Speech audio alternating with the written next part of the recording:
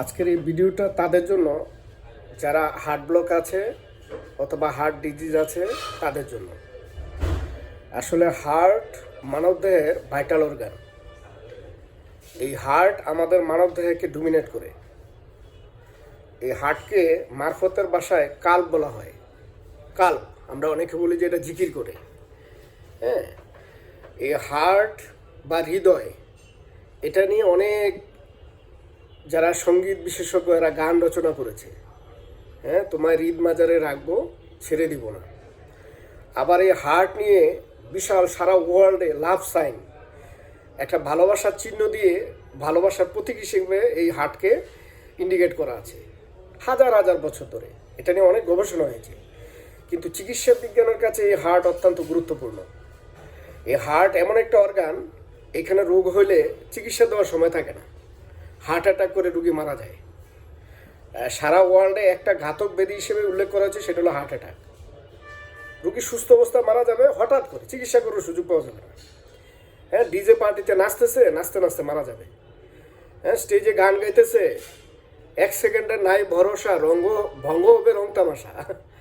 এই গানটা গাইয়েই একজন বাংলাদেশি গায়ক, হ্যাঁ, ফিরোজ শাহীর নাম আমরা সবাই জানি, উনি কিন্তু স্টেজে এই গানটা গাইতে মারা গেছে। নায়ক মান্না সারাদিন অভিনয় করছে, রাত্রে হসপিটালে গেছে, আসার সময় লাশ হয়ে এসে পড়ছে। হ্যাঁ, কোন রোগে মারা গেছে? Heart attack.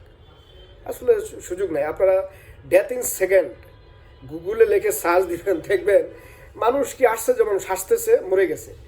হ্যাঁ, কোটি টাকার চেক সই করছে, অর্ধেকটা মরে গেছে। এটা ভয়ঙ্কর একটা রোগ। এখন এটা কেন হয়? এটা হার্ট রিলেটেড যত ডিজিজ আছে, যে কোনো কারণে হার্ট অ্যাটাক হতে পারে। হার্টের প্রধান যে রোগ এটা হলো হার্ট ব্লক। এটা সাধারণত চর্বি দ্বারা হয়। হ্যাঁ, আমাদের যে মানবদের ক্ষতিকর চর্বি, লো ডেনসিটি লাইপোপ্রোটিন, ট্রাইগ্লিসারল, এগুলো প্রতি 10 বছরে 10% করে জমতে থাকে। হ্যাঁ, যাদের বয়স 50 তাদের প্রায় 50% ব্লক আছে সবারই, কম বেশি। তো এটা যখন আস্তে আস্তে আরও বাড়তে থাকে তখন হার্ট ব্লক হয়। এই হার্ট ব্লক হইলো হার্ট অ্যাটাকের প্রধান কারণ, হাই প্রেশারের প্রধান কারণ, heart disease, myocardial infection, angina pectoris, হ্যাঁ, টেডিকার্ডিয়া, ব্রেডিকার্ডিয়া, অর্থাৎ হার্টের যত রোগ আছে সব এই হার্টে চর্বি জমা থেকে প্রথমত শুরু হয়।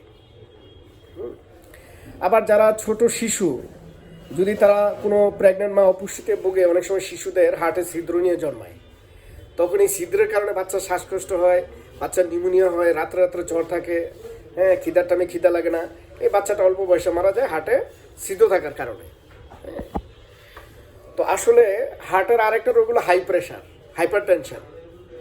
টেনশনের কারণে প্রেশার বাড়ে, রক্তনালীতে ব্লক থাকলে প্রেশার বাড়ে। এটা চর্বি দ্বারা হোক অথবা বিষাক্ত পদার্থ অথবা গ্লুকোজ। হ্যাঁ, বিশেষ করে ডায়াবেটিস রোগীর গ্লুকোজ থাকলে হাই প্রেশার হয়। হ্যাঁ, রক্তে চর্বি জানলে, যাদের ওবিসিটি আছে, ওভারওয়েট আছে, কোলেস্ট্রল আছে, তাদের হাই প্রেশার হয়।